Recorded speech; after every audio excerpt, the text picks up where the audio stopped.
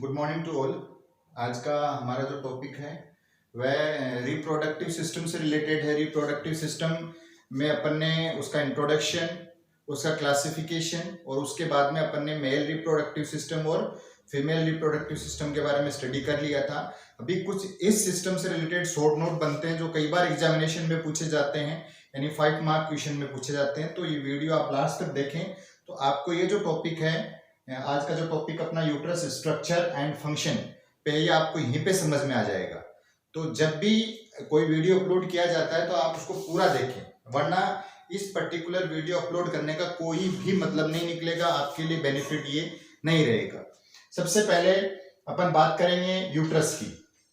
अभी अपन पहला जो शॉर्ट नोट ले रहे हैं वो फीमेल रिप्रोडक्टिव सिस्टम से ले रहे हैं। तो फीमेल रिप्रोडक्टिव सिस्टम के अंदर अपन यूट्रस को लेंगे। इसके बाद में एक जो शॉर्ट नोट रहेगा वो आपका टेस्टिस पे रहेगा, ठीक है। इसके साथ साथ में मेंस्ट्रुअल साइकिल और फर्टिलाइजेशन, ये कुछ ऐसे पॉइंट है जिसपे शॉर्ट नोट रहेंगे। तो ये कई बार एग्जामिनेशन में पूछे जाते हैं। यूट्रस तो लास्ट टाइम एग्जामिनेशन में भी पूछा हुआ है। तो सबसे पहले अपन बात करते हैं यूट्रस के इंट्रोडक्शन की। तो uterus is a hollow muscular organ, यानी मसल्स का एक होलो स्पेस वाला एक ऑर्गन होता है जो पैल्विक कैविटी में पाया जाता है।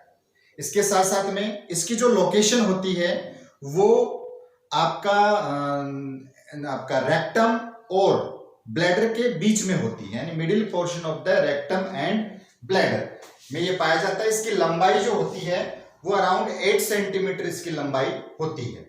इसके साथ साथ में यह फीमेल रिप्रोडक्टिव सिस्टम का मोस्ट इंपोर्टेंट पार्ट होता है, क्योंकि आफ्टर फर्टिलाइजेशन या एक प्रकार से आफ्टर इम्प्लांटेशन ये पूरे फिटस का 9 मंथ जो डेवलपमेंट करता है, यही जो मुख्य ऑर्गन होता है जिसे अपन यूट्रस कहते हैं, इसी के द्वारा किया जाता है।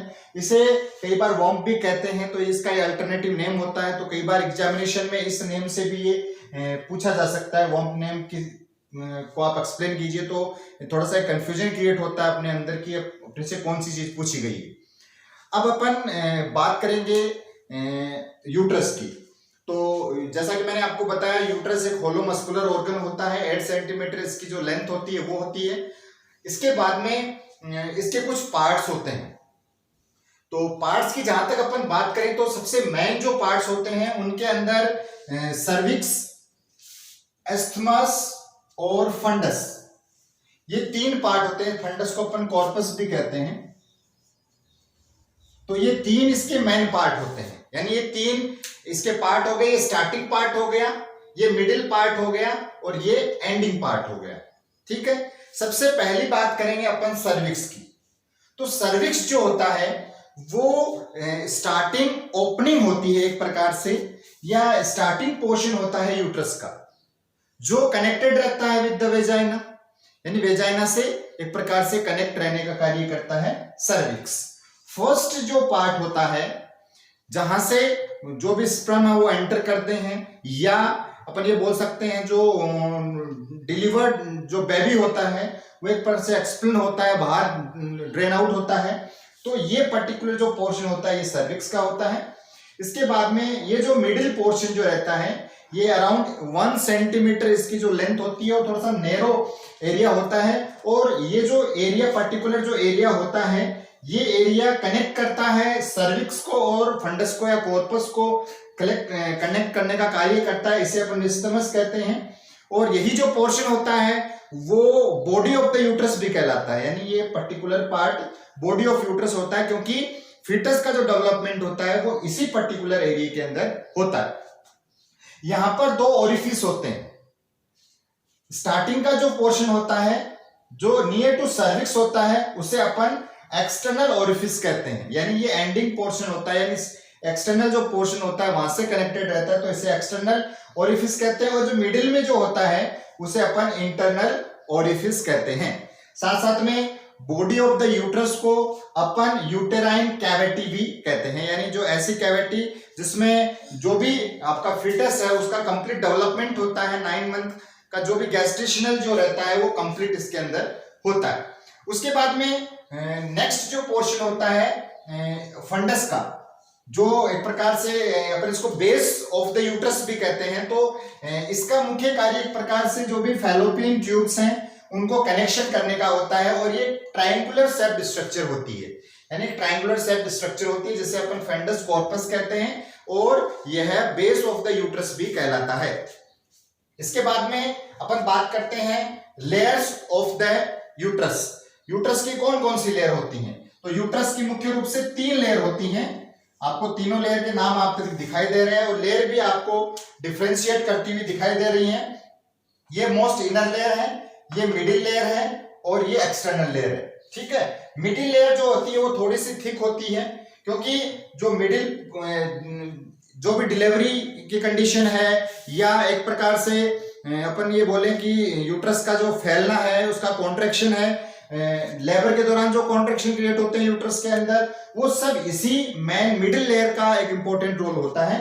तो मोस्ट जो इनर लेयर होती है उसे अपन पेरीमेट्रियम कहते हैं, और यह एक प्रकार से स्क्वेमस क्यूबोइडल एपिथेलियम टिश्यू की बनी हुई होती है, आपका सिंपल कॉलमनर एपिथेलियम टिश्यू की बनी हुई होती है। इसके साथ साथ में जो मिडिल लेयर होती है, जो मोस्ट इंपॉर्टेंट लेयर जो आपको ये दिखाई दे रही है यहाँ पर, इस लेयर को अपन मायोमेट्रियम कहते हैं, और ये स्मूथ मसल की बनी हुई होती है। और मायोमेट्रियम का सबसे इनर पोर्शन जो होता है वो subvascular, middle portion vascular, and ending जो पोर्शन होता है या आउटर पोर्शन होता है जो एक प्रकार से पेरीमेट्रियम की तरफ होता है, इसे सुप्रावैस्कुलर कहते हैं।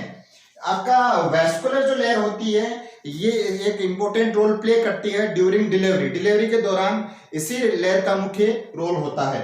अब सबसे मोस्ट आउटर जो लेयर होती है जिसे अपन पेरीमेट्रियम कहते हैं, तो ये जो पेरीमेट्रियम है एक प्रकार से थोड़ी सी फाइब्रस लेयर होती है, और ये एक प्रकार से यूट्रस को कवरिंग प्रोवाइड करने का कार्य करती है। अब अपन आगे बात करते हैं blood supply, nerve supply, Venus return और आपका लिम्फेटिक सप्लाई की। तो जहां तक कि अपन ब्लड सप्लाई की बात करते हैं, तो इलियक जो आर्टरी होती है, इलियक आर्टरी के द्वारा आर्टेरियल सप्लाई इसमें पाई जाती है, यानी प्योर ब्लड की जो सप्लाई होती है वो इलियक आर्टरी के द्वारा होती है। देन इलियक जो वेन्स होती हैं, जो इंटरनल इलियक जो वेन होती हैं, उसके द्वारा वेनस रिटर्न होता है। इसके अलावा हाइपोगैस्ट्रिक नर्व सप्लाई इसके अंदर पाई जाती है। साथ में ही इलियक इंटरनल प्लस एक्सटर्नल आपकी लिम्फेटिक सप्लाई इसके अंदर पाई जाती है। तो ये 4 प्रकार की इसके अंदर सप्लाई पाई जाती हैं, like iliac artery, internal iliac artery जो होती है उसकी ब्रांचेज इसके अंदर पर्टिकुलर ब्लड सप्लाई करती हैं। इलियक जो वेन होती हैं वो आपकी वेनस रिटर्न काम करती है, जो भी डीऑक्सीजनेटेड ब्लड होता है उसको रिटर्न करने का कार्य करती हैं। हाइपोगैस्ट्रिक नर्व सप्लाई पाई जाती है, और इलियक जो लिम्फेटिक सप्लाई है वो इसके अंदर पाई जाती है। लास्ट बात करेंगे अपन फंक्शन ऑफ द यूट्रस की। तो यूट्रस का मुख्य कार्य एक प्रकार से प्रेगनेंसी के लिए प्रिपेयर रहना, इसके साथ साथ में जो भी एक प्रकार से जो एम्ब्रियो होता है उसका जो इम्प्लांटेशन होता है उसके लिए अपने आप को तैयार रखना, और इम्प्लांटेशन प्रोसेस को एक प्रकार से परफॉर्म करना, और फिटस का 9 मंथ डेवलपमेंट करना, ये कुछ इसका कार्य होता है। साथ ही मेंस्ट्रुअल साइकिल के अंदर एंटीकोगुलेंट जो भी है, या एक प्रकार से जो ब्लड रिलीज करना, जो भी मेंस्ट्रुअल साइकिल का जो पर्टिकुलर जो प्रोसीजर होता है उसको एक प्रकार से परफॉर्म करना, ये कुछ इतने स्पेसिफिक कार्य होते हैं यूट्रस के। तो इस प्रकार से यूट्रस जो है वो फीमेल रिप्रोडक्टिव सिस्टम का इंपॉर्टेंट पार्ट होता है, जिसके अंदर आपको introduction, parts of the uterus and blood supply, nerve supply and lymphatic supply और फंक्शन ऑफ द यूट्रस के बारे में बताना। Thank you.